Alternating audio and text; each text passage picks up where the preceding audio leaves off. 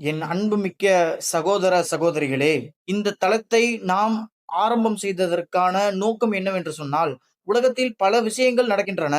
அது அறிவியல் சார்ந்த விஷயமாக கூட இருக்கலாம். அல்லது அரசியல் சார்ந்த விஷயம், அல்லது பல சமுதாய சார்ந்த பல விஷயங்கள் விவாத பொருளாக ஆக்கப்படுகின்றன.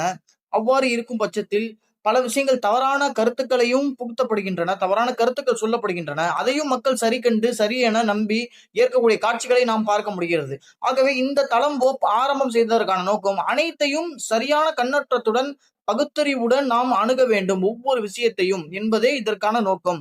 நிச்சயமாக வரக்கூடிய காலங்களில் நாம் அனைத்தை பற்றியும் பேசுவோம். அது அறிவியலாக இருந்தாலும் சரி, அல்லது பிற அரசியல் சார்ந்த விஷயங்களாக இருந்தாலும் சரி, பிற தத்துவங்களா இருந்தாலும் சரி, வேற உலக விஷயம் எந்தெந்த விஷயங்கள் எதுவாக இருந்தாலும் சரி, அனைத்தையும் நாம் பகுத்தறிவுடன் ஆழ்ந்த சிந்தனையுடன் பேசுவோம். நம்முடைய சிந்தனை ஒரு அளவுடன் நிச்சயமாக நின்றுவிடக் கூடாது. நம்முடைய சிந்தனை நிச்சயமாக மிகவும் ஆழமானதாக இருக்க வேண்டும்.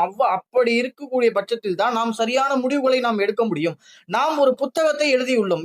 என்ன புத்தகம் என்றால், ஆழ்ந்த சிந்தனை என்ற ஒரு புத்தகத்தை நாம் எழுதியுள்ளோம். அனைத்து மக்களும் இதை நிச்சயமாக படிக்க வேண்டும். வெறும் ஒரு 70 இல்ல 60 பக்கத்துக்குள்ளேயே இந்த புத்தகத்தை நம்ம என்ன பண்ணிட்டோம் அப்படின்னா சுருக்கிட்டோம்.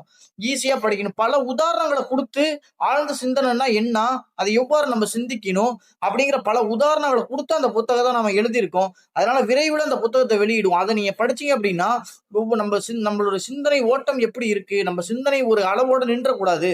அதை ஆழ்ந்து எல்லா இடத்துலயும் மிக நுணுக்கமான சிந்தனையா நம்ம இருக்கணும். அப்பதான் சரியான விஷயங்களை என்ன காரணம், என்ன நோக்கம், எல்லா விஷயங்களுக்கும் என்ன காரணம், என்ன நோக்கங்கிறத சரியா கண்டுபிடிக்க முடியும் அப்படிங்கிறது தான் அந்த புத்தகத்துல உங்களுக்கு தெரியும். மேலும் மேலும் அது உங்களுடைய அறிவை நல்லா கூர்மையாக்கும் அந்த புத்தகம்.